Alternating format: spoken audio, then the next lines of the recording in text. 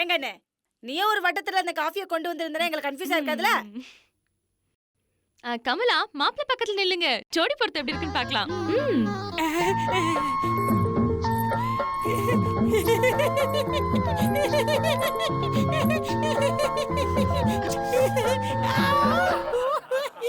டேய், ரொம்ப சிரிக்காதடா, அந்த பொண்ணு ஓடுற போது வாய முடுறா. இங்க பாருங்க, கோபி ரொம்ப நல்ல பையன்.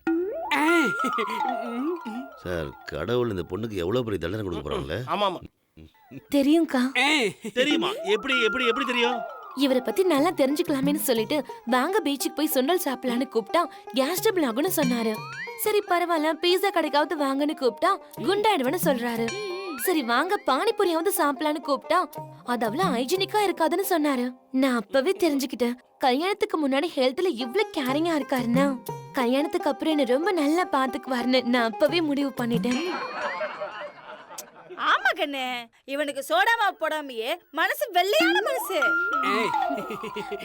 ஒரு நல்லவரை புரிஞ்சுக்கிறனா கண்டிப்பா நீயும் நல்ல பொண்ணாதான் இருப்ப. நீங்க ரெண்டு பேருமே பொருத்தமான ஜோடிதான்.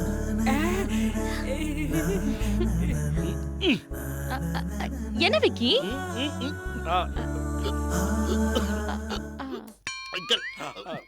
தனி குடி. எங்களுக்கு அவ்வளவு பெரிய வசதியெல்லாம் இல்லங்க. கல்யாணத்தை சிம்பிளா தாங்க பண்ண முடியும். ஐயோ, கல்யாணமே பண்ண போறீங்களா? சொல்லவே இல்ல. அதுல என்ன சந்தேகம் மாப்ள? 3 வருஷமா அவ உங்களை தான் கல்யாணம் பண்ணிக்க வேணா அடம் பிடிச்சிட்டு இருக்கா.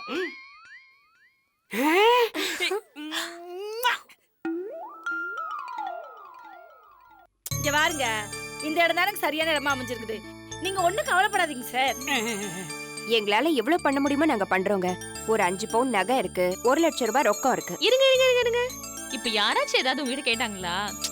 கோபி, இவங்க மூலமா ஆக வேண்டியது ஏதாவது உனக்கு இருக்கா? ஒண்ணும் வேணாக்கா, என் கமலாவை கட்டின புடவையோட அனுப்பிச்சா போதுங்கா.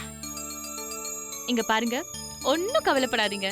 இந்த கல்யாணத்தை நடத்தி வைக்க வேண்டியது எங்க பொறுப்பு.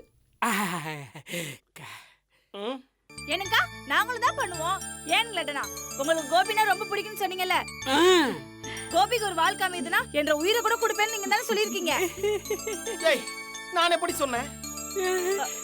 ஏனுங்க நீங்க சொன்னீங்க, ஆனா தூக்கத்துல சொன்னீங்க. நீங்க மறந்துட்டீங்க.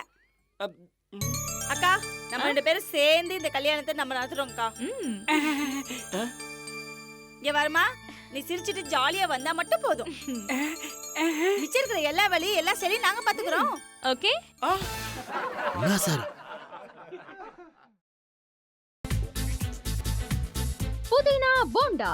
தேவையான பொருட்கள்: புதினா 1 கட்டு, பாசி பருப்பு 100 கிராம், துவரம் பருப்பு 50 கிராம், உளுத்தம் பருப்பு 2 தேக்கரண்டி, கடலை பருப்பு 2 தேக்கரண்டி, பச்சை மிளகாய் 2, இஞ்சி சிறு துண்டு, தேங்காய் துருவல் 1 கப், சீரகம் 1 தேக்கரண்டி, எண்ணெய் தேவையான அளவு, உப்பு தேவையான அளவு.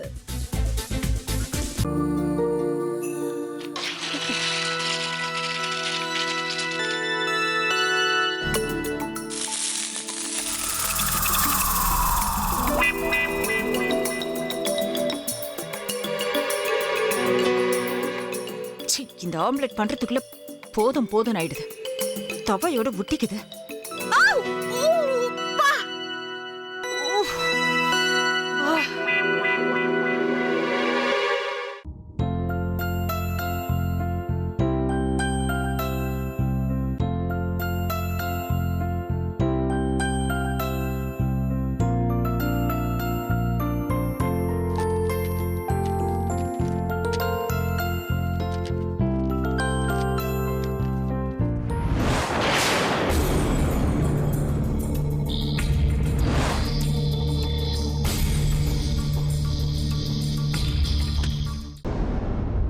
அமிர்தா இப்ப என்ன பண்ணிக்கிட்டு இருப்பாங்க?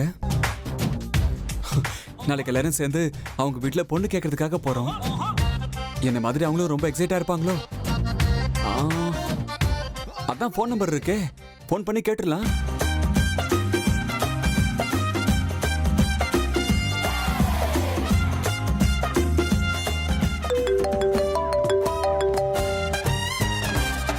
ஹலோ. ஆஹா, தேன் மாதிரி உங்க வாய்ஸ் ரொம்ப ஸ்வீட்டா இருக்குங்க.